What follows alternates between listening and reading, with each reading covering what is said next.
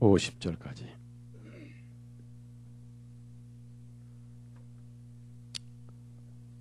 제가 한 절씩 읽고 여러분이 한 절씩 읽으시면 좋겠습니다.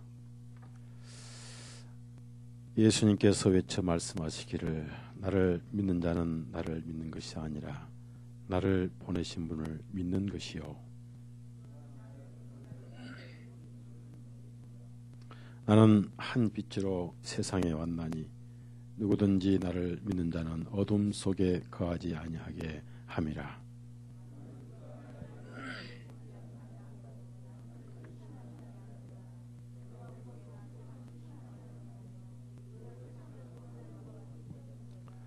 나를 거절하고 내 말을 받아들이지 아니하는 자를 심판하는 이가 있으니 곧 내가 말한 그 말씀이 마지막 날에 그를 심판하리라.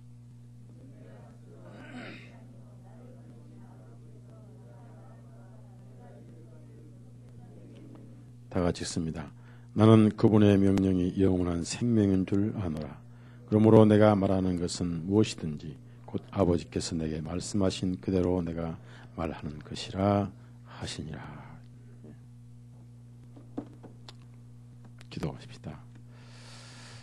지난 3일을 잘 인도해 주시고 우리가 말씀에서 벗어나서 혹시 육신에 빠져 사는 삶은 아니었는지 돌아보게 해주시고 성령 충만함을 받으라 하신 말씀에 순종해서 항상 우리가 저 높은 곳을 향한 삶을 살게 해주시고 항상 주님과 동행하며 저 변화산 정상의 신앙생활하는 우리의 신앙 되기를 원하옵고 오늘 또 복잡한 세상을 떠나서 형제자매 한자리에 모여 주님의 거룩한 말씀을 들으며 우리의 마음속에 각종 소원과 간구가 있어서 주님께 간구를 드리며 소원을 아뢰는 줄로 압니다.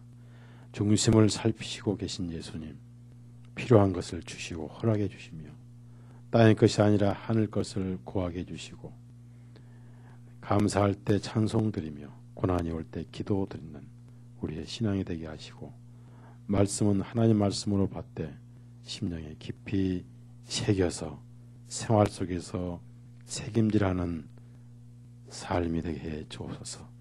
예수님 이름으로 기도드렸사옵나이다. 아멘.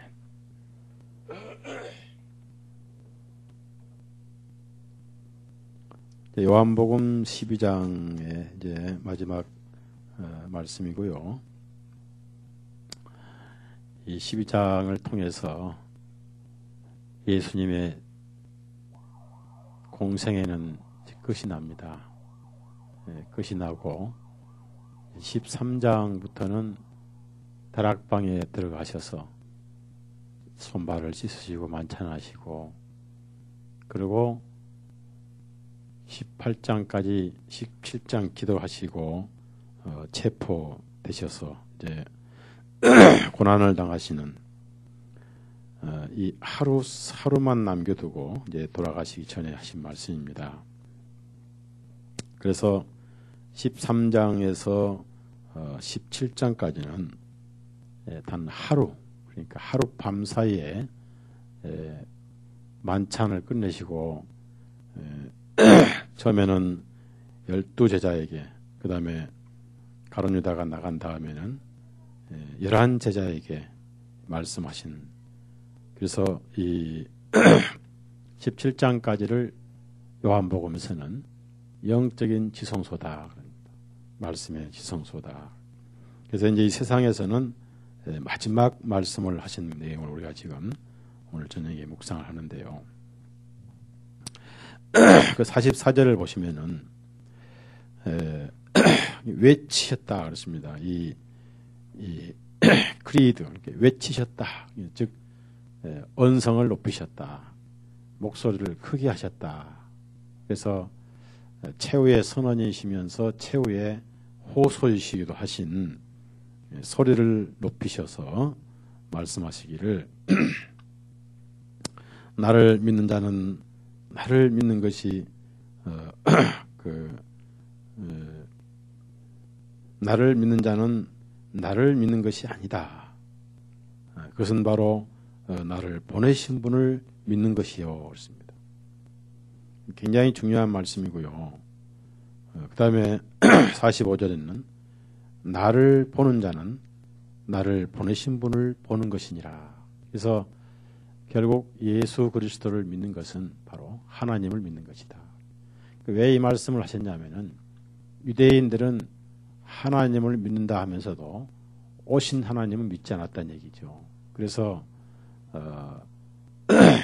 그동안 보이지 아니하는 하나님을 믿었지 않느냐.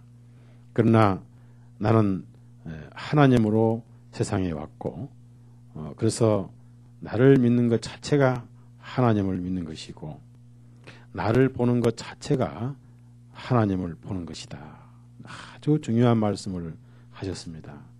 왜 이 말씀을 하셨냐면은 3년 6개월 동안 그렇게 많은 말씀을 하시고 표적을 행하시고 그렇게 많은 능력을 행하셨지만은 이스라엘 민족들은 예수님과 하나님을 분리시켰어요. 그래서 그것이 아니다. 하나님을 믿는다 하지만은 바로 나를 믿는 것이 하나님을 믿는 것이다. 이런 뜻이 되고요. 또 나를 믿는 것은 나를 보내신 분을 믿는 것이다. 그러니까 너희들은 나를 제외시키고는 하나님을 헛되이 믿는 것이다. 내가 비록 육신적으로는 선해 보이고 육신적으로는 나사렛 목수의 아들이지만은 사실은 내 안에는 하나님이 계신다. 그래서 나를 본 자는 하나님을 보았다. 그래서 45절에 이제 이 두 구절 속에 완전한 성육신을 말씀하시는 거예요. 성육신. 그러면은 처음부터 심내 요한은 예수님을 보고 그와 같은 고백을 했습니다. 성령으로 보니까 그분은 하나님 품속에 계신 독생하신 분이 오셨다. 요한복음 1장 44절 14절에서 14절 같이 읽습니다. 그 말씀이 육신이 되어서 우리 가운데 거주하심으로 우리가 주님의 영광을 보니 곧 아버지의 독생하신 분의 영광이요 은혜와 진리가 충만하더라. 하나님의 영광이 예수님인데 예수님을 통해서 하나님의 영광을 보여주시고 있는데 성령으로 보실 때는 이렇게 고백을 했어요. 심내 요한이. 그리고 이제 15절에도 보면은 16절에도 보면은 우리가 다 주님의 충만한 데서 받으니 은혜를 위한 은혜더라. 예. 여기서 은혜란 것은 카리스마를 말합니다. 카리스마를 은사 또는 선물이라고 그래요. 자, 그 다음에 18절 한 번 더 읽어요. 18절. 결국은 예수님을 통해서 하나님을 보았다. 예수님이 하나님을 보여주신 분이다. 라고 침례 요한은 맨 처음에 밝혔어요. 18절 같이 읽습니다. 시작. 일찍이 아무도 하나님을 보지 못하였으나 오직 아버님의 품 안에 계신 그 독생하신 아들께서 하나님을 밝히 드러내시는 하나님을 드러내셨다. 결국은 하나님은 볼 수도 없는 분인데 예수님을 통해서 하나님을 보고 예수님을 믿는 것이 하나님을 믿는 것이다. 그래서 예수님이 하나님이시기 때문에 하나님을 만나지 못해서 못 믿었다 라고 핑계를 할 수 없다는 얘기죠. 예수님이 나를 본 자는 하나님을 보았다 하셨고 나를 믿는 자는 하나님을 믿는 것이다. 그 다음에 이제 제자들 중에서도 이 말씀을 또 한 번 하실 수밖에 없는 이유가 있었는데 바로 빌립 때문에 그런 말씀을 하셨습니다. 14장. 그래서 이제 그런 그 예수님과 하나님을 분리시킨 신앙은 비록 이스라엘 민족뿐만 아니라 아직 연약한 제자들에게도 그런 믿음이 있었더라. 즉 예수님 따로 아버지 따로 이렇게 했더라는 얘기죠. 그래서 예수님이 하나님이시고 하나님께서 육신을 입고 오신 이 사실을 빌립은 잘 이해를 못했다. 그래서 예수님은 직접 빌립에게 이렇게 답변을 다시 한번 해주셨어요. 8절에서 11절까지 같이 읽습니다. 빌립이 주님께 말하기를 주님 우리에게 아버지를 보여주소서 그리하면 우리는 더 바랄 것이 없나이다 하며 예수님께서 그에게 말씀하시기를 빌립아 내가 이토록 오랫동안 너희와 함께 있었는데 네가 아직도 나를 알지 못하느냐 나를 본 자는 아버지를 보았거늘 어찌하여 너는 우리의 아버지를 보여주소서 하느냐 너는 내가 아버지 안에 있고 아버지께서 내 안에 계심을 믿지 아니하느냐 내가 네게 전한 이 말은 내가 스스로 하는 것이 아니라 내 안에 거주하시는 아버지께서 그 일들을 행하시는 것이라. 내가 아버지 안에 있고 아버지께서 내 안에 계심을 믿으라. 믿지 못하였거든 내가 행한 그 일들을 보고 나를 믿으라. 예수님 안에 하나님이 계셨어요. 자, 예수님을 떠나서 하나님이 계시면 우리가 하나님 앞에 갈 수가 없어요. 모세가 하나님 보여달라고 했을 때 하나님께서는 나를 보고 살 자가 없다. 왜 그러냐면은 예수님 안에서 하나님 만나야 우리가 심판이 없는 거예요. 예수님이라는 이름의 뜻이 뭐예요? 구원자 아니에요. 구원자 안에 계신 하나님 만날 때는 우리가 구원을 받고 만나기 때문에 심판이 없지만은 예수님 밖에서 하나님 만나면 즉사해버려요. 하나님은 심판자이기 때문에. 그래서 구원자 하나님으로 내려오신 거예요. 하나님 보여달라고 하나님 보면 즉사해버리죠. 예수님이 안 계시고 하나님을 직접 보면 즉사해버려요. 왜? 죄인은 하나님께 나갈 수가 없잖아요. 구약의 법궤를 만지다 즉사해버렸고 지성소에 아무나 들어가면 즉사하고 나를 보고 살 자가 없다.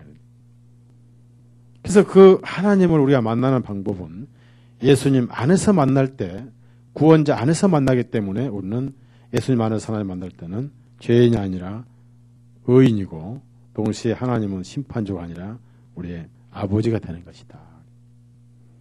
그래서 예수님 떠나서 하나님을 찾으면 안 되고 떠나서는 만날 수가 없고 그래서 나를 본 자는 아버지를 보았다. 이 말씀을 14장에서 하셨고요. 실제로 우리 예수님은 하나님의 정확한 형상이십니다. 정확한 형상이시다. 히브리서 1장 한번 찾아봅시다. 그래서 하나님께서 육신으로 땅에 오셔서 사람들에게 하나님이 어떤 분인가를 삶에서 보여주셨어요. 과거에는 선지자들을 통해서만 보여주셨는데 이제는 아들로 직접 오셔서 말씀하시고 보여주시고 했다는 얘기입니다. 그래서 예수님 안에 하나님을 모르면 그 하나님은 없고 안 계시고 예수님 안에서 하나님 뵙지 못하면 영원히 뵙지 못하는 거죠. 그래서 나를 본 자는 아버지를 보았다. 중요한 말씀이죠. 자, 히브리서 1장 1절에서 3절까지 같이 읽습니다. 지나간 때에는 여러 시대의 선지자들을 통하여 조상들에게 다양한 방법으로 말씀하신 하나님께서 이 마지막 날들에는 자신의 아들을 통하여 우리에게 말씀하셨으니 그분께서 이 아들을 모든 것들의 상속자로 세우시고 또 그분을 통하여 모든 세계를 지으셨느니라. 그분께서 하나님의 영광의 광채시요 하나님의 본체의 정확한 형상이시라. 자신의 권능의 말씀으로 모든 것을 붙드시고 그분 스스로 우리의 죄들을 정결하게 하신 후에 높은 곳에 계신 존엄하신 분의 오른편에 앉으셨으니 그렇습니다. 오른편 좌우편이라는 뜻이 아니고 권능의 자리라. 즉 하나님의 자리에 앉아 계셨다는 뜻입니다. 히브리 말로 그래요. 그래서 여기 보니까 영광의 광채시요. 광채. 광채는 뭐냐면은 빛을 밖으로 비춰주는 겁니다. 그 영광은 가리워 있으면은 보이지 않는데 예수님이 오시기 전까지는 하나님의 영광은 가리워 있었어요. 성막에 가리워 있듯이. 그러나 예수님이 오셔서 그 영광이 사람들에게 비치기 시작했어요. 그래서 예수님은 하나님의 영광의 광채시요. 자, 본체의 정확한 형상이시라. 빌립보서 2장 말씀하고 유사하고요. 그 다음에 골로새서에 이제 예수님은 하나님의 신격이 계신 분이다. 그래서 예수님은 하나님이시면서 또한 너무나 인간적인 사람이셨다는 겁니다.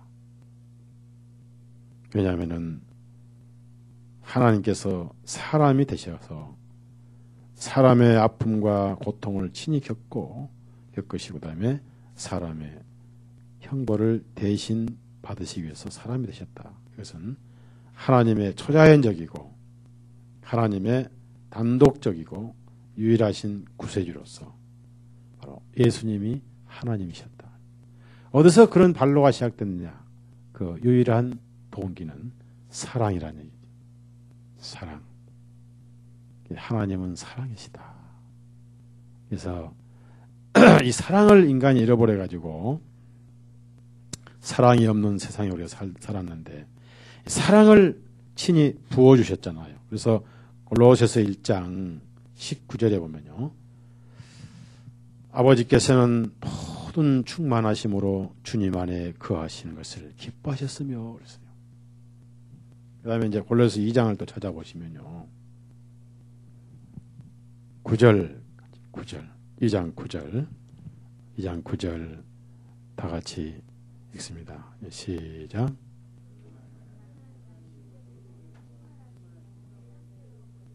예. 하나님의 신격이 말이에요. 그러니까 예수님은 하나님과 별개의 분리되신 분이 아니고 하나님의 신격이 그분 안에 계셨다는 겁니다. 하나님의 생명이 그분 안에 계셨고 또 한편으로는 참 사람이시고 또 한편으로는 참 하나님이시고 그래서 하나님을 만나려고 어디 할 것도 없고 구약의 하나님은 겉보기 하나님이시고 그 속에 계신 독생하신 하나님은 바로 예수님이란 분으로 세상 속에 찾아오셨다. 그래서 이렇게 이해하시면 돼요. 세상으로 찾아오신 하나님, 사람이 되신 하나님, 죄인들 속에 내려오신 하나님, 하나님을 최대한 낮추신 하나님. 만약에 예수님이 오실 때 번개를 타고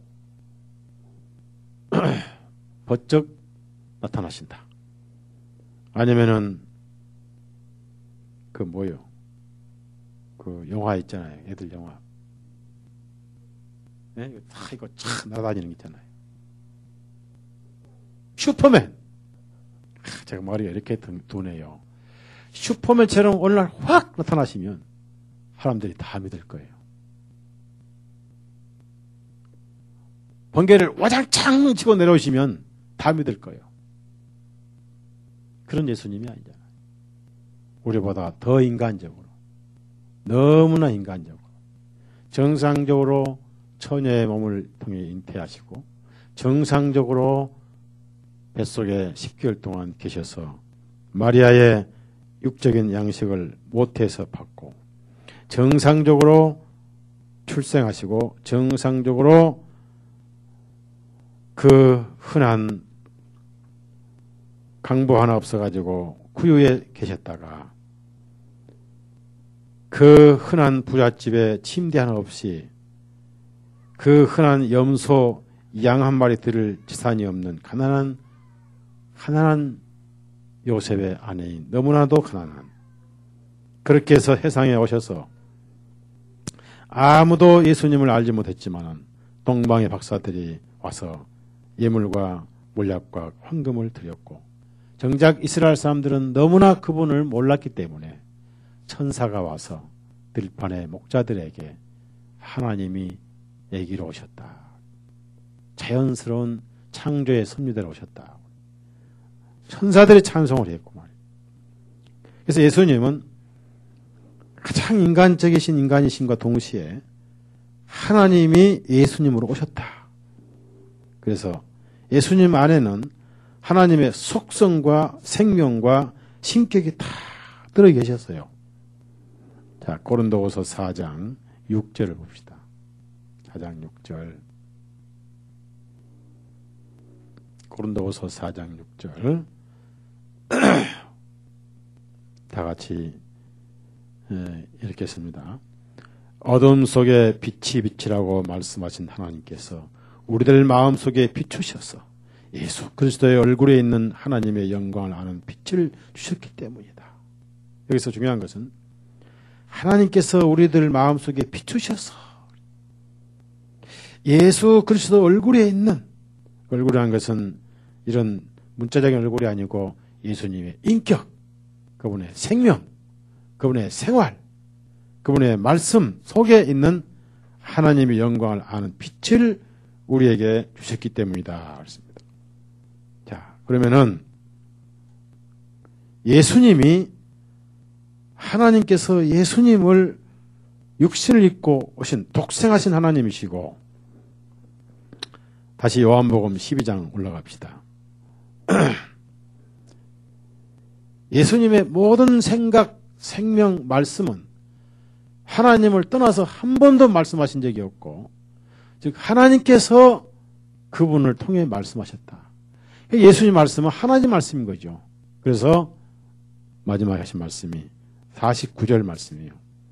49절 제가 읽습니다. 이는 내가 스스로 말한 것이 아니요. 하나님의 생명을 떠나서 한 번도 말씀해 보신 적이 없다는 거예요. 나를 보내신 아버지께서 내가 말할 것과 내가 이룰 것을 그분께서 내게 명령을 주셨으니, 아까 7장에 있는 말씀과 비슷하잖아요. 내 안에서 그분께서 말씀하신다. 그래서 예수님은 하나님으로 충만하신 분이고 그분은 항상 충만하셨어요. 그분에게는 하나님의 인격과 신격과 하나님의 영이 소멸되시거나 억제를 당하시거나 근심하신 일이 없었습니다. 충만하셨어요. 다만 참 인간의 입장에서 우셨고, 예수님은 3번 우셨어요. 나사로가 죽었을 때 우셨고 인간으로 보이신 거예요. 그건 왜 그렇게 우셨냐면은 참 인간으로 오신 분을 보여주신 거예요. 그 다음에 이스라엘 민족들이 망할 것을 생각해서 우셨고, 누가복음 19장에 마지막에 골고다에서 통곡하심으로 우셨다라고 히브리서에 이렇게 나와 있습니다. 너무나 인간적이고 너무나 인간적인 주님이셨다. 웃으신 기록은 성경 어디에도 없어요. 깔깔깔 요한복음 2장 8절밖에 없었어요. 왜 그랬습니까? 인간 자체가 눈물을 흘리는 고통스러운 존재예요. 왜? 태어날 때 아기는 다 울고 태어납니다. 태어날 때 웃고 태어난 아기는 그건 아기가 아니에요. 그건 원숭이 새끼예요. 그러면서 죄를 알면 그때부터 울기 시작하고 마음에 웃음을 잃어버린 거예요. 예수님이 우리 안에 태어나면 우리의 이름이 영적으로 바뀌어요. 이삭이라고. 이삭이란 뜻이 뭐냐 이겁니다. 웃음이란 뜻이에요. 웃음 따라합시다. 웃음. 생명이 끊어졌던 아브라함 집에 이삭이 태어났어요. 이삭이라 이름을 지었어요. 이제 웃음이 생긴 거예요. 그럼 웃음이 생겼다 그 말은 생명이 되살아났다. 예수님이 나의 생명입니다. 예수님이 내 안에 들어오셔서 내가 생명을 선물로 받았을 때 비로소 우리는 웃게 되는 거예요. 그래서 예수님은 울어야 하실 이유가 없는 분인데 그분이 3번이나 우신 것은 우리에게 웃음을 주신 분이다. 이런 마음속에는 마음껏 기쁨과 평안을 누리십시오. 이제는 더 이상 우려할 이유가 없잖아요. 그렇죠? 죄 끝났지. 천국 내 것이지. 하나님 나를 아들로 보시지. 하나님 죄 기억지도 아니하시지. 이 땅을 떠나면 말로 표현할 수 없는 영광이 기다리고 있지. 너무나 벅차기 때문에 우리는 실컷 속에서 웃어야 되고 우리 자체 이름이 이삭이니까. 그래서 바울사도는 이것을 알고 나서는 범사에 기뻐하라. 내가 다시 말하노니 항상 기뻐하라. 신앙은 기뻐할 수밖에 없는 신앙인데 그 기뻐하는 신앙을 갖지 못한 것은 이 풍요로운 영광을 내가 아직 받지 못해서 그렇다. 제대로 못 누리고 있어서 그렇다. 자, 그래서 우리가 여기서 배워야 할 것은요. 예수님은 하나님의 생명이 그분 안에 계시고 예수님을 믿는 것은 하나님을 믿는 것이다. 예수님을 보는 자는 하나님을 보는 것이다. 했다면은 자, 그 예수님은 오늘날 어디에 어떻게 우리 안에 들어오셨냐고 말이에요. 네? 여러분 안에 예수님 계세요? 예수님 계세요? 예수님 안 계시면 예수 그리스도 사람이 아니에요. 누구든지 그리스도의 영이 없으면 그리스도 사람이 아니라고 그랬거든요. 어떻게 계세요, 내 안에? 내 마음에 살아 계시네. 늘 살아 계시네. 요한복음 10장에 내가 너 안에 너희가 내 안에 있는 것을 그날에 너희가 알리라. 어떻게 내 안에 계실까요? 예? 이 성경에 보니까 그리스도 예수님께서 믿음으로 너희 안에 계시게 하시고 믿음으로. 그럼 믿음으로 계시게 하신다는 건 뭘 의미합니까? 네? 믿음은 대상이 있잖아요. 대상. 뭘 믿단 말이니까. 그 믿음이란 것은요. 추상이나 상상이 아닙니다. 아주 현실적이에요. 너무나 현실적인데 예수님 안에 하나님 생명이 계셔가지고 예수님을 본 자는 하나님을 봤어요. 우리는 지금 하나님을 봤습니다. 동시에 예수님을 믿는 자는 하나님을 믿는 거예요. 그럼 그 이미 예수님 하나님을 봤기 때문에 지금 보고 계신 그 하나님이 나중에 우리가 하늘에 갔을 때 바로 그분이에요. 예수님 따로 하나님 따로 없어요. 예수님이 하나님이세요. 그리고 지금 우리가 지금 성경 말씀만 듣고 생각해요. 예수님의 육신이 어떤 분이고 얼굴 어떤 분이 생각하는 그런 의미가 없어요. 영적인 우리의 영혼의 생명은 이제 육신을 빠져나가면은 그 영광을 바로 보게 되고 지금도 우리가 누리고 어떤 형상이 중요한 게 아니라는 얘기죠. 그분의 속성과 인격과 신격이 중요한 것인데 그분이 어느 날 우리 안에 들어오셨어요. 우리 안에 들어오셨기 때문에 우리가 생명을 받은 자고 우리의 영생을 가지고 있는 거예요. 자, 이건 굉장히 중요한 거죠. 예수님이 없는 사람은 생명이 없는 사람이에요. 어떻게 우리 안에 들어오셨습니까? 자, 골로새서 1장을 찾아보세요. 그분은 하나님의 형상이라 그랬습니다. 형상. 그 안에 하나님이 계시니까 형상이에요. 하나님의 생명, 예수님이 생명인데 그분은 한 분인데 이분이 내 안에 안 계시면 우리는 생명이 없는 거예요. 이분이 내 안에 계시면 생명이 계신 거 있는 거예요. 그래서 생명을 얻었고 골로새 1장 15절 읽습니다. 15절 시작.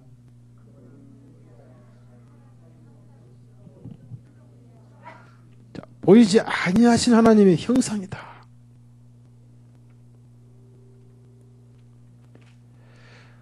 그래서 아들이 있는 자는 생명이 있고 그랬어요. 요한일서 5장 12절. 아들이 없는 자는 생명이 없고 그랬어요.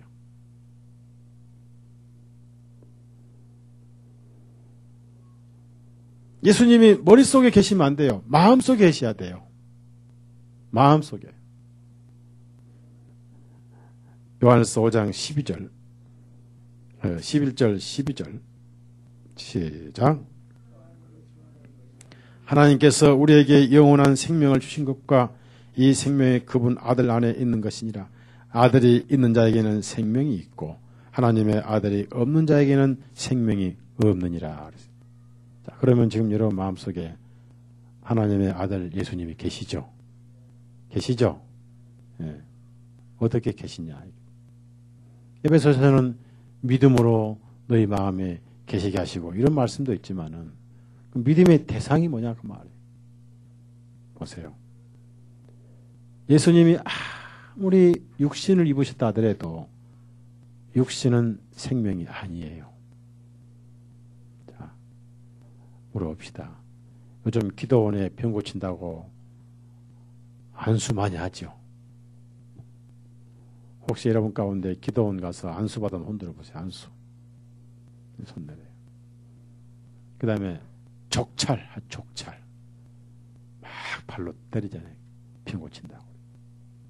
또 눈 막 쑤시잖아요. 귀신 나가라고. 눈이 전체 신경이 다 모이는데 그걸 쑤시니까 병도 나을 뿐 아니라 별이 반짝반짝 해가지고 그 별을 성령님의 별이라고 그래요. 근데 안 그래요. 여러분 지금 쑤시 보세요. 별 한 30개는 보여요. 쑤시면 잘못된 거예요. 예수님 육신이 생명이 아니에요. 말씀이 생명이에요. 말씀이. 그 하나님이 말씀이시고 그 말씀이 예수님 안에 계셨고 내가 한 말은 내가 한 것이 아니다 했잖아요. 말씀이 생명이에요. 그 말씀이 어느 날 내 안에 깨달아진 날이 있잖아요. 그렇죠? 자, 천지를 뭘로 창조했어요? 네? 죽은 자를 뭘로 살리셨어요? 네? 아니요. 예수님께서 나사렛의 무덤에 가셔가지고 나사렛의 목을 손으로 막 눌러가지고 살찌어다 일어날지어다 에이씨 하고 한 30분간 안수해서 일어났지요. 말씀이 생명이에요. 나사렛아 나오라. 그 다음에 열매 없는 무화과 나무를 안수해서 말라버렸죠.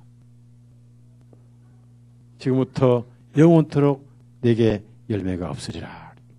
말씀이 생명이 말라버렸어요. 파도가 치고 바람이 불 때 어떻습니까? 예수님께 바다에다가 안수하셨죠. 주여 하셨죠. 바람아 잠잠하라. 파도야 잠잠하라. 바람이 아멘. 말씀이 생명이에요. 천지를 말씀으로 창조하였어요. 그 말씀은 동일한 말씀인데 그 말씀의 복음이 우리 안에 새겨진 거예요. 그게 여러분이 깨달은 복음의 말씀이에요. 그러니까 너희가 거듭난 것이 썩어질 씨로 된 것이 아니요 하나님의 살아있고 항상 있는 말씀으로 된 것이니라. 말씀이 너희 마음에 있어. 너희 입에 있어. 말씀을 마음에 기록하여 말씀을 깨닫는 자니 참으로 깨달은 날부터 그 말씀이나 예수님 안의 말씀이나 창조의 말씀이나 동일한 말씀인데 단 하나 창조의 말씀은 죄가 해결이 되지 않는 말씀인데 우리가 깨달은 말씀은 죄가 해결됨과 동시에 말씀이 내 안에 들어오신 거예요. 내가 너희에게 이른 복음이 곧 이 말씀이로다. 복음이 우리에게 말씀이지 창조가 우리에게 말씀은 아닙니다. 아세요? 창조가 죄를 산 건 아니잖아요. 그렇죠? 자, 베드로전서 1장을 찾아보세요.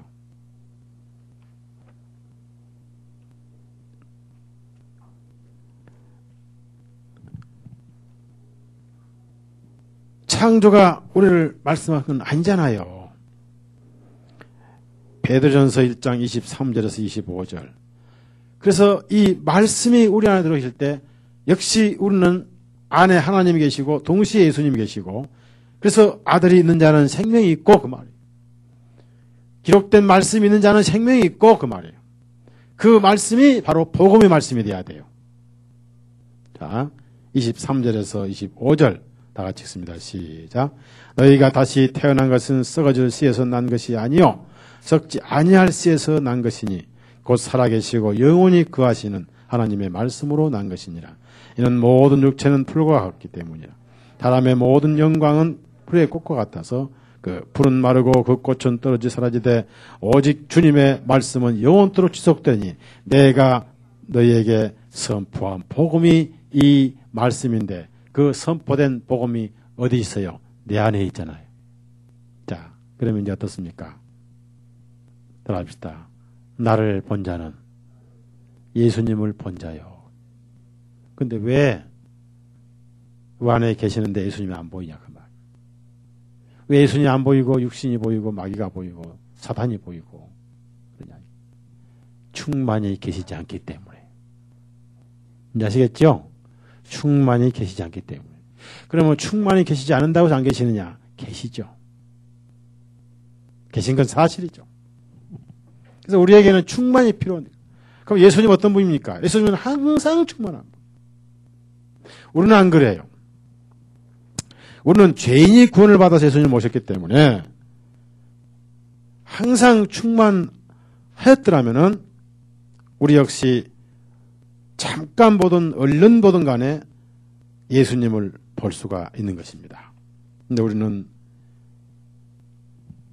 하나님 인격과 신격인 말씀을 우리 마음속에 한 30%만 모시고 60%, 70%는 우리의 육신의 생명을 모시고 있기 때문에 얼른 볼 때는 누가 더 보여요? 예수님이 보여요? 육신 덩어리가 보여요? 그래서 말씀을 듣고 세월이 가면서 자기가 죽어진 만큼 말씀이 내 안에 생명이 계실 때는 저 사람은 정말 예수님이 보여 라는 말이 나오게 돼 있는 거예요. 이해가죠? 자, 그런 사람이 있었습니다. 스데반은 집사 임명을 받고 성령님이 충만한 가운데 집사 임명을 받았습니다. 성령님이 충만하다는 것은요, 육신이 전혀 없었다는 거예요. 안 보였다는 겁니다. 충만은 완전한 충만을 말하는 것이지 조금이라도 빈틈이 있는 게 아니에요. 7 집사가 다 충만했어요. 공간이 없어요. 육신이 살아서 움직일 만한 공간이 하나도 없었어요. 성령님이 충만했어요. 그 성령님은 예수님의 인격이고 예수님의 영이에요. 그 충만 상태가 계속 지속됐어요. 스데반이. 마지막에 순교할 때 사람들이 돌로 쳤어요. 예수님은 자기의 망치질하는 사람들을 위해서 아버지의 저들의 죄를 용서해 주시옵소서.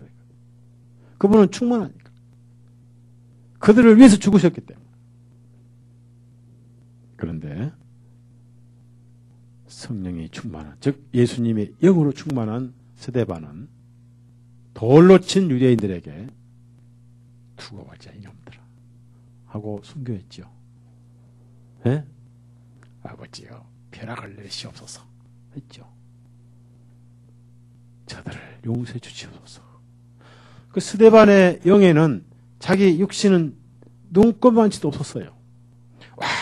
완전히 예수님의 생명으로 가득 찼어요. 그때 스데반을 본 자는 하나님을 봤어요. 스데반을 본 자는 예수님을 본 거예요. 이것이 주님이 원하시는 그리스도인의 생활이에요. 그런데 우리의 소원은 충만인데 김정일 때문에 안 되죠. 김정일이가 누구예요? 눈치 빠르신 분. 김정일이가 누구예요? 우리의 소원은 통일인데, 에? 이놈이요, 이놈. 따라서 내 육신이 김정일이 때문에 소원은 통일인데 안 돼. 그래서 어떨 때는 정말 저 형제 보니까 주님을 봤어. 저 형제 속에는 주님이 계셔. 언어나 생각이나 모든 게 주님이야. 그래서 가장 주님답게 보일 때가 말씀 들을 때요. 그 다음에 예배 딱 끝나고 저 나갈 때부터는 주님이 화장실에 들어가시고 안 계셔. 출장 가시. 그리고 돈이 앞에 있으면 주님은 온대가 되었고 마귀가 그 속에 하나 들어가지고 나는 그를 통해 마귀를 봤어. 아간을 봤어. 할 수가 있단 말이에요. 그러니까 우리 삶은 뭐냐 이겁니다. 뭐가 신앙이고 뭐가 성장이냐. 예수님의 인격이 내 안에 가득 차는 게 성장이에요.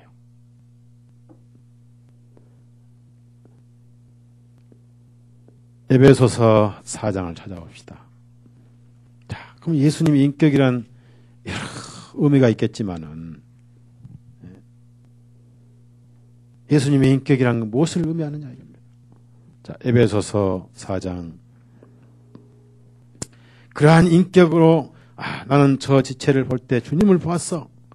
나는 하나님을 봤어. 라고 얘기할 수 있는 그런 상태가 예수님이 충만히 계신 때다. 에베소 4장 12절 13절 12절 13절 다 같이 읽습니다. 시작. 이는 성도들을 완전하게 하며 섬기는 일을 하게 하매니 이는 그리스도의 몸을 세우게 하려 하심이라. 이로써 우리가 다 믿음과 하나님의 아들을 아는 지식이 하나 되어 완전한 사람이 되므로 그리스도의 충만하심에 장성한 분량에까지 이르게 하려 하심이자. 그리스도의 충만하심에 뭐가 충만해? 그리스도가 내 안에 충만하신 게. 그게 정상적이고 성장하고 그것이 바로 장성한 그리스도이다. 그렇습니다. 그게 어떻겠습니까? 그리스도의 인격이 나타나는 겁니다. 자, 그리스도는 어떻습니까? 죄는 철저히 미워하시되 죄인의 영혼은 철저히 사랑하시는 분이에요.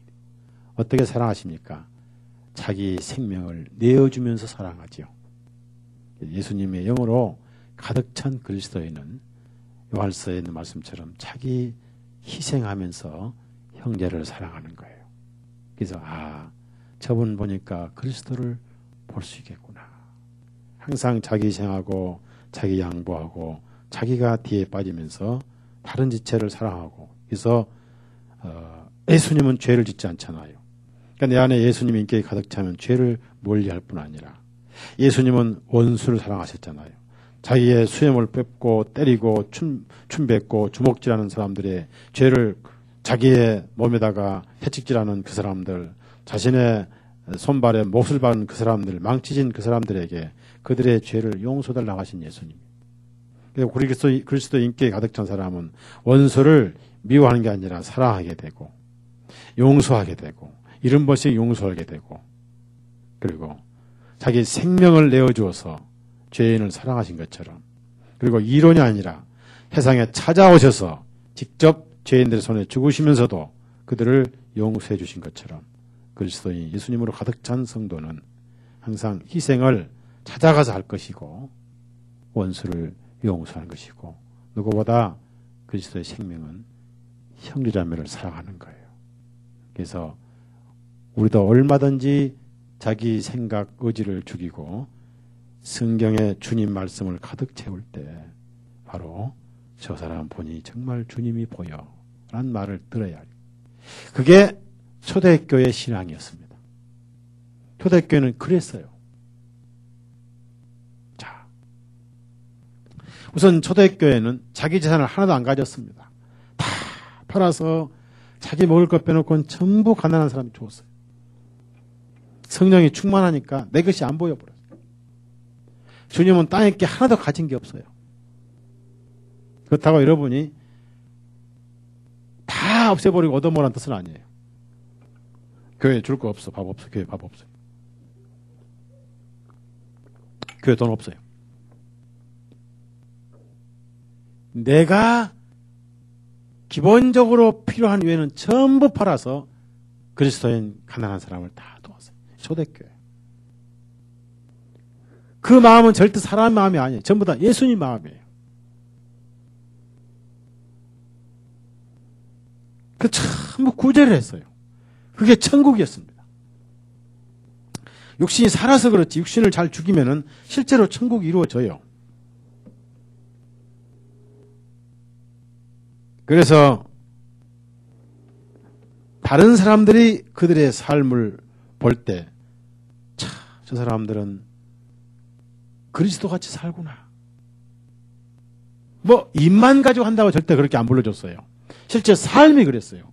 정말 그리스도 같이 사는구나 해서 그리스도인이란 말을 붙여준 거예요. 요즘에 우리는 어떻습니까? 해상 사람들로부터 야, 그 사람들 정말 예수 믿는 사람들이야 라는 말을 듣습니까? 안 듣죠. 그 예수쟁이들 이렇게 듣습니다. 왜? 옷은 예수쟁인데 삶은 너무나 안티 예수쟁이 살았지 않느냐. 그럼 그것이 옳으냐? 절대 옳지 않습니다. 성경은 그리스도 인격으로 가득 차라고 있고. 그래서 다시 에베소서 5장 18절. 너무나 성령님과 예수님 인격을 분리하면 안 돼요. 예수님의 인격이 성령이란 자체가 인격입니다. 인격은 그분의 마음이에요. 마음. 그분의 속성이라고요. 속성. 자, 18절 시작. 술 취하지 말라. 거기에는 지나치게 하는 것이 있나니 오직 성령님으로 충분하라. 자, 그러면 어떻게 성령을 충만할까요? 성령님이 누구의 영이라고 그랬어요? 문선명의 영이라고요? 성령님이 누구 영이라고요? 예수 그리스도 영이잖아요. 로마서 8장을 찾아보십시오. 거기 보면은 성령님은 하나님의 영, 또 예수님의 영, 이렇게 여러 방법으로 표현을 합니다. 9절. 로마서 8장 9절, 10절. 자, 그래서 성령님이 계신 것을 예수님이 계신다라고 표현했어요. 사도 바울은. 로마서 8장 9절, 10절. 시작. 너희 안에 계시면 너희가 육신 안에 있지 아니하고 그 영 안에 있나니 누구든지 그리스도의 영이 없으면 그는 그리스도의 영이 아니니라. 만일 그리스도께서 너희 안에 계시면 몸은 죄로 인하여 죽은 것이나 영은 의로 인하여 생명이니라. 여기 보십시오. 9절에는 하나님의 영께서 너희 안에 계시면 해놓고 다시 9절 밑에는 그리스도의 영이 없으면 그리스도의 사람이 없다 해놓고 10절 초반부에는 이제 그리스도께서 너희 안에 계시면 그랬어요. 결국 성령 충만은 누구 충만이에요? 예수님의 충만이죠. 맞죠?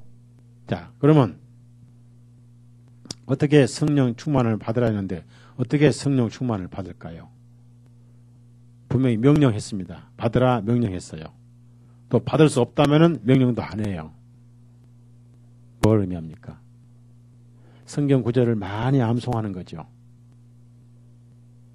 네? 뭐요? 산에 가서 기도를 많이 해야 되는가요? 가서 목 세가지고 주여 목사님 여보 아멘 할렐루야 합니까? 네? 목 쉰다고 성령 충만해요? 어떻게 성령 충만합니까? 성경을 아무리 암송해도 내 마음의 의지를 죽이고 말씀이 의지가 되지 않으면 그건 충만이 아니에요. 자, 보십시오. 제가 이제 여기 박영재님이 서목사한테 흉을 봐고 욕을 했어. 그걸 제가 알았어. 그래서 형제가 목사 욕을 하고 흉을 봐. 두고 보자. 내가 강단해서 말씀의 망치로 완전히 빠져버려야지. 그건 주님의 마음이에요? 육신의 마음이에요? 예? 주님은 그런 분이 아니죠. 제가 그렇게 생각하다가 그렇지. 주님은 약한 자를 덮어주고 이러면서 용서라고 하셨지. 또 남을 나보다 낫게 하셨지. 그 말씀에 의해서 제가 그래 욕먹을 만 사람이 돼야 하면서 오히려 욕을 먹게 행동해서 죄송합니다 라고 제가 얘기하는 것이 주님이 충만한 거예요. 아셨죠? 그것이 성령 충만이에요. 그것이 예수님 충만이에요. 많은 사람들이 예수님 충만, 성령 충만을 분리해버린다고 말해요. 잘못된 거예요. 이게 신부지로 믿어야 잘못되게 산에 가서 헛소리 나고 잡소리 방언이나 배우고 예수님의 인격은 하나도 안 보이고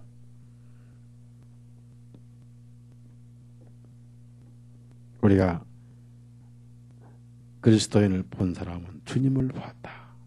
이런 말을 드려야 하는 것이고요. 실제 그런 그리스도인이 많이 있습니다. 저는 여러분이 어떻게 뵐지 모르지만 그렇지 못할 거예요. 그러나 많은 그리스도인들이 있어요. 정말 저분을 보니 저 사람을 보니 예수님이 계신 것 같대 하는 사람이 있는 거예요. 그러니까 강요하는 게 아니고 그렇게 보여주는 거예요. 그것이 말 없는 힘이고 가장 위대한 빛인 것입니다. 자, 다시 한번 요한복음 12장 봅시다. 거기 보면 이제 세 번째 어떤 말씀이냐면은 나는 빛으로 세상에 들어왔나니 했습니다. 누구든지 나를 믿는 자는 어둠 속에 살지 아니하게 함이니라. 자, 빛이라 말씀을 여러 차례 강조하셨는데, 자, 빛 앞에는 감추인 것이 없죠. 그렇습니까? 빛 앞에는 감추인 것 없죠. 그러면은, 자, 예수님은 빛인데 우리에게 두 가지 역할을 하셨어요. 하나는 죄를 들춰내서 그 죄를 없애주셨죠. 그렇죠? 그러니까 우리가 하나님 앞에 그 복음의 빛을 받아가지고 지금 빛 가운데 사는 거예요. 빛 가운데 산다고 하면 하나님 앞에 아무런 거리낌이 없고 숨긴 것이 없다 그 말이에요. 왜? 예수님이 빛이니까. 내 빛이 아니에요. 예수님이 내 빛이에요. 우리는 빛이 없어요. 우리는 어둠뿐이었는데 예수님이 내 빛이 된 거예요. 그래서 하나님 앞에 죄도 드러나게 해서 없애주시고 하나님 앞에 아무 거리낌 없도록 우리 영을 빛으로 비춰주시기 때문에 지금 현재 우리가 영적인 빛을 받고 있기 때문에 우리는 하나님 앞에 거리낌이 없는 영적인 의인이다. 정금길을 걸어도 티끌 하나 발견할 수 없는 거룩한 성도요. 거룩하고 거룩한 그리스도인이 됐다. 그래서 거룩하여지고 성경에서는 거룩이란 말을 굉장히 강조합니다. 그래서 10장 거룩은 칭의의 거룩이고 12장의 거룩은 생활의 거룩이지 이걸 혼동하면 안 돼요. 왔다 갔다 하는데 분명히 갈치에 꼬리가 있고 머리가 있지. 머리인지 꼬리인지 분별을 못해서 꼬리도 머리고 머리도 꼬리고 그러면 이 갈치 맛이 없는 거예요. 맞죠? 네? 히브리서 10장에 믿음으로 거룩해진 거하고 12장의 생활의 거룩을 분리 못하면은 복음이 헷갈려가지고 갈리자를 걸었다가 왔다 갔다 한다 그 말입니다. 히브리서 10장을 찾아보세요. 10장 10절부터 14절. 이것은 요지부동의 거룩이라고 그러고 흔들리지 않는 거룩이라고 그러고 건들지 못한 거룩이라고 변하지 않는 거룩이고 영원한 거룩이고 추가 내지 뺄 수 없는 거룩이다 그래요. 그러니까 이 영원한 거룩이다. 우리가 그런 거룩을 받았어요. 그래서 우리가 거룩합니다. 거룩하다 그 말을 한문으로 말할 때는 성스럽다 그래요. 그리고 이제 그 성스러운 길을 가는 사람들을 성도라 그래요. 성스러운 길을 가는 사람을 한문으로 할 때 성도고, 그걸 한글로 풀 때는 성스러운 길을 걸어가고 있는 사람들 그 말이에요. 그럼 성스러운 길은 뭐냐? 예수님 때문에 성스러워져 가지고 천당으로 가는 사람들 그 말이에요. 그래서 한번 시작해봐요. 옆 사람 쳐다보면 따라서 해요. 성스러우신 분이에요. 이걸 한문으로 말할 때는 성도예요. 이걸 우리말로 풀 때는 거룩이에요. 아시겠어요? 네, 같은 말이에요. 같은 말을. 그래서 여러분이 서로 만날 때마다 아이고 성스러운 형제님 이렇게 하면 참 좋은 말인 거예요. 성스러우신 자매님. 그래서 여러분은 다 성인이에요. 5대 성인이 아니라 절대 성인이에요. 맞죠? 그래서 여러분은 성자요 성녀예요. 맞습니까? 이 사람 따라서 한번 해봐요. 성녀님 한번 해봐요. 이걸 모르고 사람들이 맨날 말해야만 성녀래. 잘못된 거예요. 네? 잘못된 거예요. 우리가 성도예요. 너무나 성도예요. 재판장이 성스럽다면 성스러운 거지. 안 그래요? 만유의 재판장께서 자 10절부터 14절 시작. 그 뜻에 따라 예수 그리스도의 몸을 단 한 번에 모든 사람을 위하여 들으심으로 인하여 우리가 거룩하게 되어 있느니라. 제사장마다 날마다 서서 섬기며 동일한 희생 예물들을 자주 드리되 이것들은 결코 죄들을 제거할 수 없으나 오직 이분께서는 죄들을 위하여 한 희생 예물로 영원히 들으신 후에 하나님의 오른편에 앉으시고 그 후로는 자신의 대적들을 자신의 발판으로 하실 때까지 기다리시니 이는 그분께서 한 예물에 의하여 거룩하게 된 있는 자들을 영원히 완전하게 하셨기 때문이라. 여기서 거룩하게를 성스럽게 고치면 되잖아요. 그렇잖아요.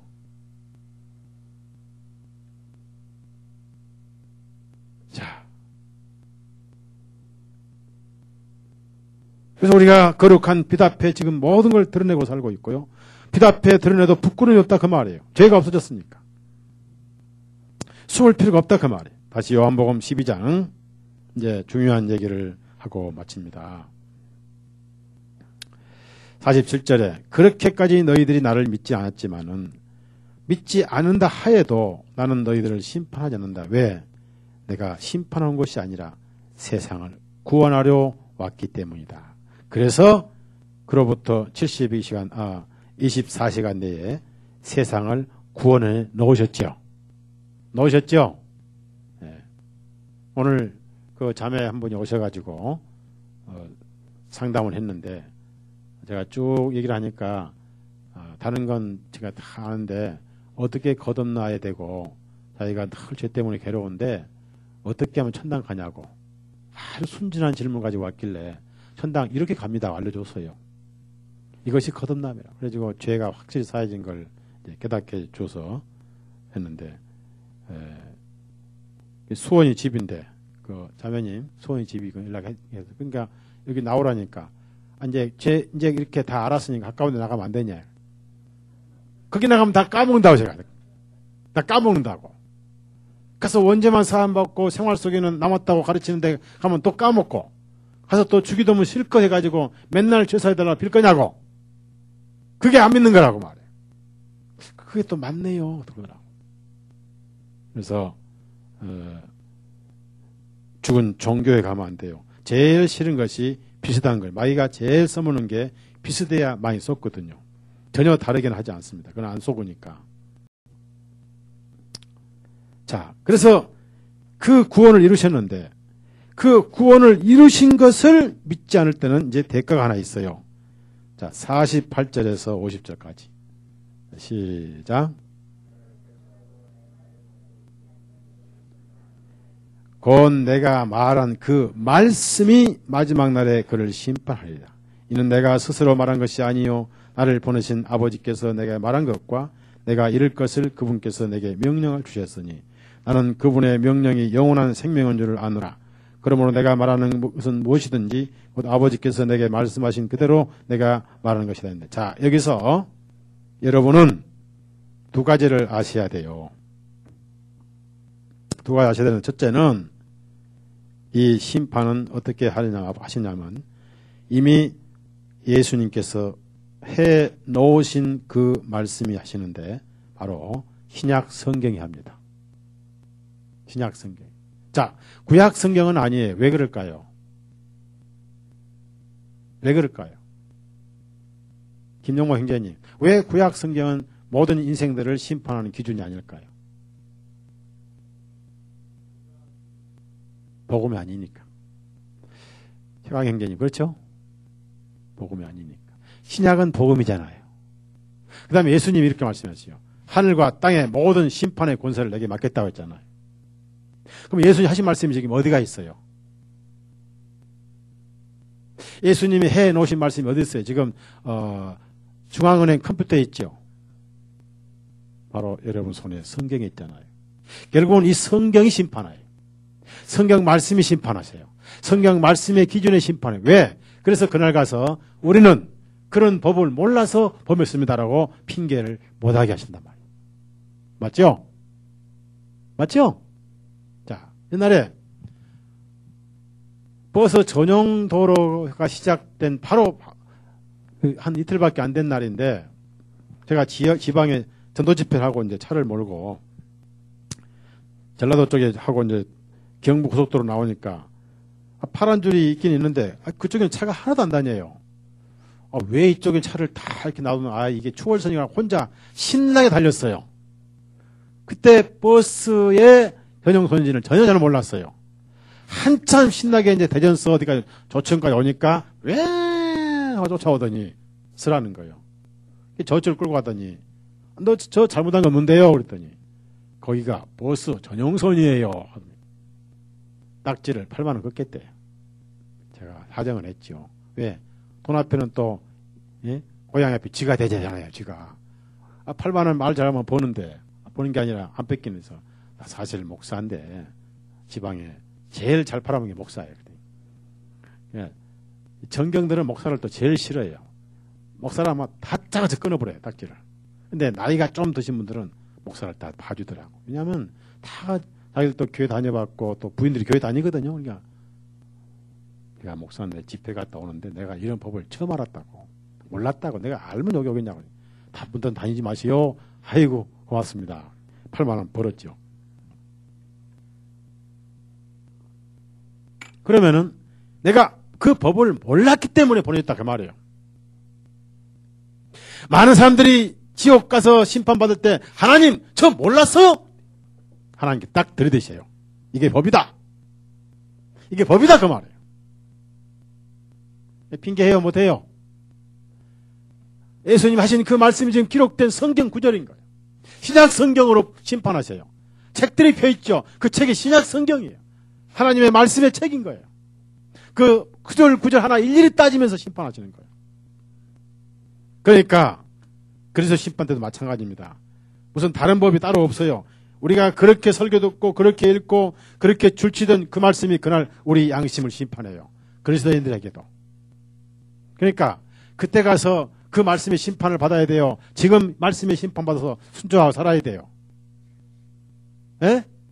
자, 순종하고 하는 건 누가 알아요? 내가 잘 모르죠? 서로 사랑하라 했는데 내가 누구 미워했어. 그러니까 서로 사랑하라 그 말씀을 순종한지 안 한지 내가 알아요 몰라요? 모르죠? 내가 한다는 양심이 알죠? 그날 그 말씀이 나를 심판할 때 내가 순종하고 안 하고 내 양심이 직고해야 안 해요? 직고하죠. 그래서 신앙은 항상 현재라는 거예요. 현재. 항상 오늘이 중요한 거예요. 내일은 없어요. 내일 일을 염려하지 말라 하셨고 그날의 악은 그날에 줬고 내일은 내일이 책임다 하셨고 오직 오늘을 그는 동안에 너희 마음을 강팍하게 하지 말라 하셨고요. 내일은 자랑하지 말라. 하루 동안에 무슨 일이 날지 내가 알지 못하고 잠언서에 그런 말씀이 있는 거예요. 바로 오늘 지금 하나님이 말씀으로 지금 내 삶에서 나를 판단하시고 심판하시는 거예요. 내가 이 말씀을 지금 순종해버리면 그날 그 말씀이 나를 건드려도 양심에 걸리지 않습니다. 걸릴 이유가 없잖아요. 순종했기 때문에. 누가 증인이요? 내 양심이 증인이죠. 두 번째, 말씀이 증인이죠. 세 번째, 성령님이 증인이죠. 그러니까 구원받고 성경을 모르고 대충 사는 사람하고 성경 말씀 듣고 읽고 줄을 다 쳐가면서 말씀을 의지적으로 거슬리고 산 사람은 심판이 다르겠죠. 그렇죠? 그래서 심판이 다르죠. 그렇죠? 어린 나이하고 어른과 다르잖아요.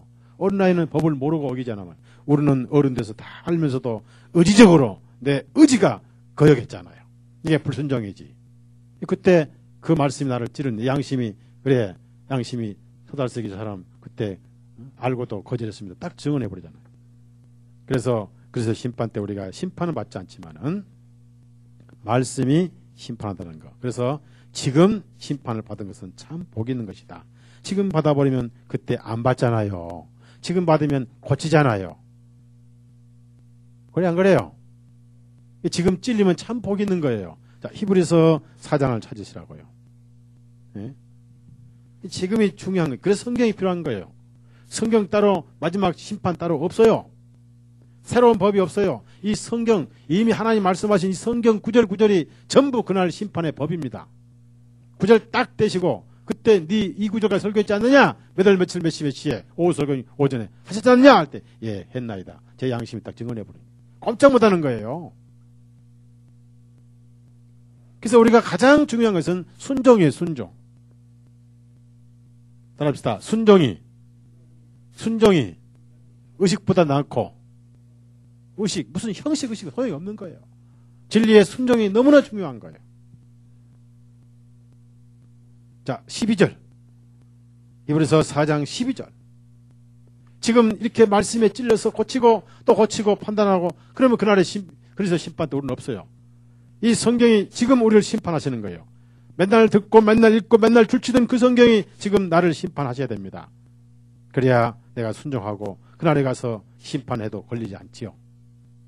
자 12절 시작.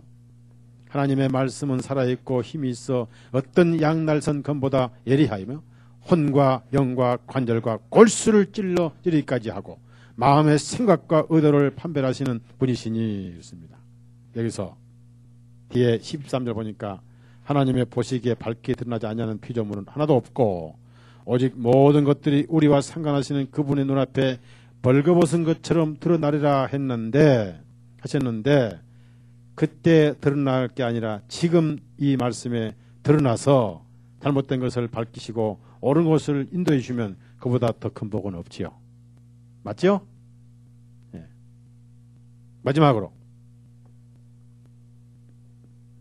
자, 그러면 우리는 그리스도 심판되기 때문에 죄에 대한 심판은 없는데 지금 이 예수님 하신 말씀의 목적은 그리스도의 심판이 아니고 예수님이 하신 그 말씀을 거절해서 그 말씀이 그들을 심판할 것인데 바로 믿지 않는 자들입니다. 자, 요한복음 12장 48절입니다. 그래서 우리는 이 형벌의 심판은 면제가 됐어요. 자, 여기 48절에 자, 나를 배척하고 자, 우리 예수님을 배척했어요? 받아들였어요? 그 다음에 나의 말을 받아들이지 아니한 자를 그랬습니다. 우리는 예수님 말씀 중에 받아들였어요? 안 받아들였어요? 자, 예수님 말씀을 받아들인 게 바로 영접한 거죠. 그렇죠? 그러니까 우리는 이 말씀에 형벌의 심판은 해당되지 않습니다. 자, 바로 이스라엘 민족에 해당되는데 1차로 서기 70년 정확하게 해당이 됐죠. 깨끗이 심판해 버렸죠. 도끼가 나무 뿌리에 놓여 있었던 것은 예수님이신 말씀의 도끼가 침례 받을 때부터 놓여 있다가 3년 6개월 동안 기다리고 있다가 그로부터 70년에 정확하게 이스라엘 찍어버렸죠. 아예 뿌리까지 찍어버렸죠. 그래서 이제 하신 말씀이 돌 감나면 너희도 찍을 수도 있다. 그래서 작용하지 말라고 로마서 이렇게 말씀했거든요. 그래서 여기는 우리는 이 말씀이 해당이 안 된다.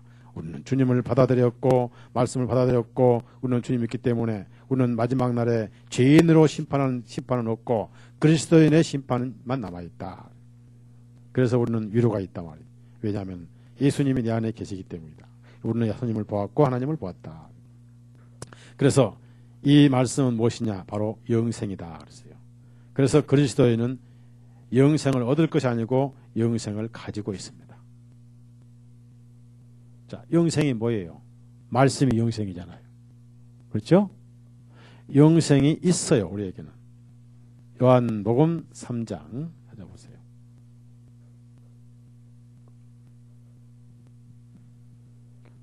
영생을 가지고 있어요.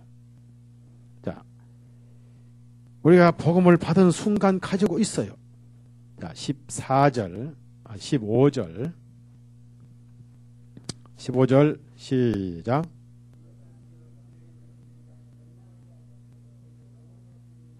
자, 여기 원문에는 얻을 것이다 하는 말씀이 없습니다. 믿는 자는 그 순간 영생을 얻느니라 그랬어요. 그러니까 우리가 믿는 순간 영생을 얻어버렸어요. 잘못된 번역은 영생을 얻을 것이다 이렇게 해놨어요. 그래서 얻을 것이다 또 10년 후에도 얻을 것이다 죽을 때도 얻을 것이다 그러고 꽤 못 얻고 가요. 잘못된 거예요. 믿는 순간 얻어버렸어요. 얻을 것이다 말씀 없어요. 여기는 얻느니라요. 그 다음에 16절 다 같이 16절 시작.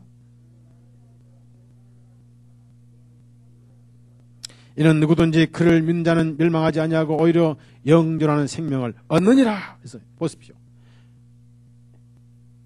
have everlasting fire, everlasting life. 그러니까 믿는 자는 즉 믿는 순간 영생 얻어버렸으니까 영생 자체가 없어지지 않습니다. 그래서 내가 안에 영생이 있는지 없는지 모르는데 어떤 사람들은 그래요. 예, 제가 예수님께서 내 죄를 용서해 놓으시고 나를 사랑하신 말씀을 제가 확실히 믿는데 말씀은 믿는데 영생은 있는지 없는지 도무지 제가 헷갈리고 사진 찍어봐도 안 보이고 만져봐도 안 보이고 느낌도 없어요. 우리. 말씀이 영생이에요. 말씀이. 그러니까 우리의 중요한 것은 말씀을 부지런히 읽고 들어서 가슴에 넣어둔다고 말이에요.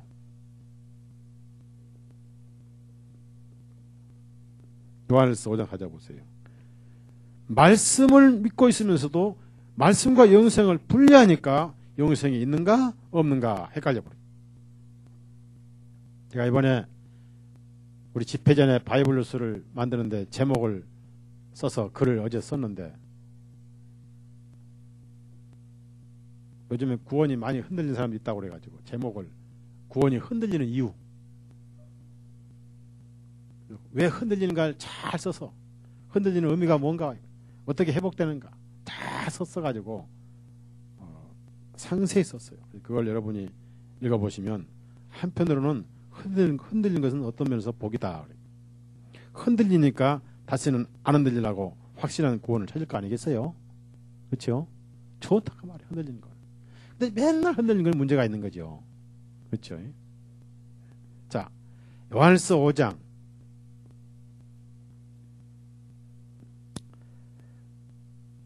아까 우리가 분명히 배우기는 아들이 있는 자는 영생이 있다 그러는데, 이제 13절 생명이나 영생은 같은 거예요. 아들이 있는 자는 생명이 있는데, 즉 아들이 있으니까 바로 그것이 너희에게 영생인데, 그 아들이 뭐냐? 바로 너희가 받은 그 말씀이 아들이다. 자, 9절 아니요 13절 시작. 하나님의 아들의 이름을 믿는 너희에게 내가 이것들을 쓴 것은 너희에게 영원한 생명이 있음을 너희로 하여금 알게 하고 하나님의 아들의 이름을 믿게 하려 함이라. 영원한 생명이 있음을 알게 하고. 영원한 생명. 그러면 영생은 뭘 의미합니까? 왜 영생이 있으면 활기차고 날마다 싱싱하고 날마다 새롭고 새로운 피조물인데, 왜 영생이 있는 그리스도인이라 하면서도 저렇게 자꾸 낙엽이 지고 말라빠지고 잎사귀가 떨어지느냐 그 말이에요. 생활에서. 그래서 영생이 없는 증거냐? 그렇지 않습니다. 육신이 힘을 얻을 때는 영생이 잘 안 보이잖아요. 육신에게 알부민을 먹였어. 알부민. 주로 언제 먹입니까? 집에서. 알부민 상자가 하나씩 있어요. 테레비 딱 3시간 보잖아요. 완전히 1000cc 알부민 하나 주사를 맞는 거예요. 특히 주몽을 볼 때, 주몽 알부민. 그러니까 영생이 있는지 없는지 안 보일 뿐 아니라 희미해가지고 육신이 막 살아서 난리치니까.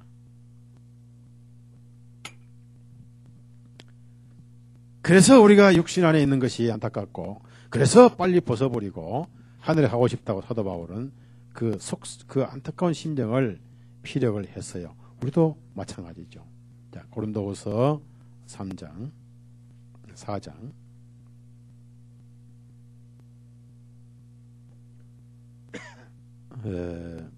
5장 고린도후서 5장. 사실 참 구원받고 바로 다 하늘 가버리면 아무도 구원 안 받으려 할 거예요. 젊은 부부가 구원받자마자 다 올라가 버리고, 구원받자마자 그냥 다 가버리면 가정들이 전부 다 호랍이 과부로 가득 찰 것이고. 그래서 참 우리가 감사하죠. 육신 가운데 이렇게 살아도 여전히 의인으로 보신다는 게 그보다 더 큰 사랑이 어디 있겠습니까? 그렇죠? 어찌 인간은 잘 또 변하는지. 좀 지속적으로 진지하게 신앙생활 못하고 어찌 그렇게 잘 또 변하는지 몰라요. 신앙생활도 좀 진지하게 되는데 맨날 새로운 거 찾고 비자 찾고 또 이것저것 별것 다 찾고. 그러니까 꼭 요즘 입맛처럼 사람들이 변한 것 같아요. 근데 말씀이 변합니까? 5장 1절에서 8절까지 시작. 우리가 아는 것은 만일 땅에 있는 우리의 이 장막집이 무너지면 하나님의 건축물고 손으로 짓지 아니하고 하늘에 있는 영원한 집이 우리에게 있는 것이라. 진실로 우리가 이 장막에서 신음하며 하늘로부터는 우리의 집으로 입혀지기를 간절히 바라나니, 만일 우리가 이렇게 입혀진다면 벗은 채로 발견되지 아니하리라. 이 장막에 있는 우리가 짐을 진 채 신음하는 것을 벗고자 함이 아니라 입고자 함이니 죽을 것이 생명에게 삼켜지는 것이라. 이제 이 일을 우리에게 이루신 분은 하나님이시니 그분께서 또한 우리에게 성령님을 보증으로 주셨느니라. 그러므로 우리가 하나님의 항상 확신에 차 있어 우리가 몸의 집에 거하는 동안에는 주님으로부터 떨어져 있는 줄을 아나니 이는 우리가 믿음에 의하여 행하고 보는 것에 의해 행하지 아니오. 우리가 확신에 차서 원하는 바는 차라리 몸으로부터 떠나 주님과 함께 거주하는 그것이라. 여기서 우리의 소원이 8절인데 저는 8절이 소원이면서도 갈등이 있어요. 왜냐하면 우리 애들과 우리 사랑하는 마누라를 놔두고 하기는 싫더라 그 말이에요.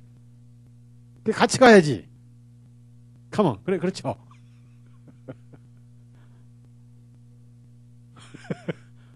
백인견 어때요? 혼자 할 수 있어요? 네?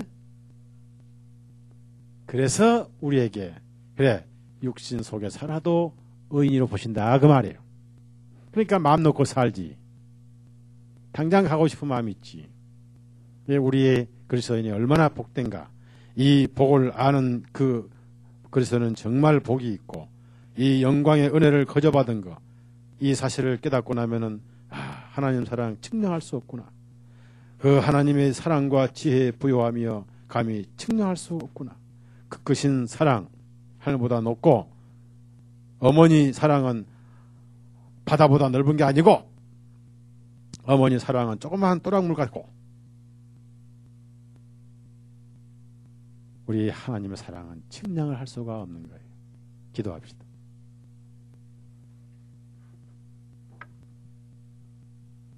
거룩하신 하나님,